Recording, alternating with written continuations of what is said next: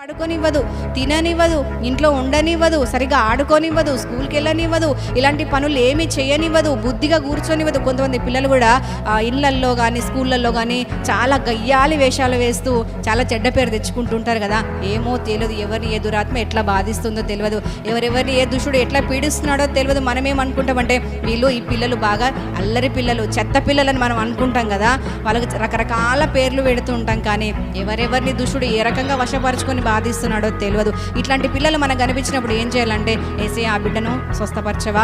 బాగా ఈ పిల్లవాడు లేదా ఈ స్కూల్లో మనం చూస్తున్నప్పుడు, మన ఇళ్లల్లో చూస్తున్నప్పుడు, ఈ స్త్రీ లేదా ఈ పురుషుడు లేదా ఈ అమ్మాయి ఈ అబ్బాయి వీరు చాలా చిల్లరగా ఉన్నారు, చాలా బూతులు మాట్లాడతారు, అందరితో గొడవలే, అందరితో అల్లరే, అందరితో డిస్టర్బెన్సే. ఈ మనిషిని జ్ఞాపకం చేసుకోవా, ఈ బిడ్డలో ఉన్న దురాత్మను వెళ్ళగొట్టవా. లేదా చెడ్డ అలవాట్లు, ఒకవేళ వారి మనస్సే మొండి మనస్సు అయితే ఈ మొండి మనసు తీసేయవా. ఇలాంటి ప్రార్థనలు మనం మనసులో చెయ్యాలి, వాళ్ళ కొరకు దేవునికి చెప్పాలి.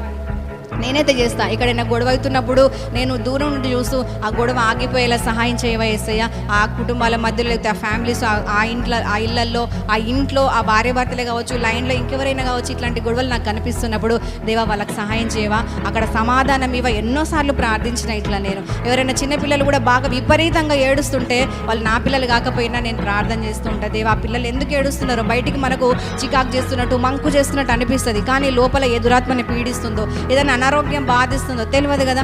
అందుకని నేను ఏం చేస్తూ ఉంటా అంటే, చిన్నపిల్లలు ఏడుస్తూ కనిపించినా కూడా ఆ పిల్లల్ని ఏ సమస్య పీడిస్తుందో విడిపించు దేవా అని చెప్పేసి ఇట్లాగా నేను ప్రార్థిస్తూ ఉంటా. అట్లాంటి ప్రార్థన మనం మనసులో చేసుకోవాల్సిన అవసరత ఎంతో ఉన్నది.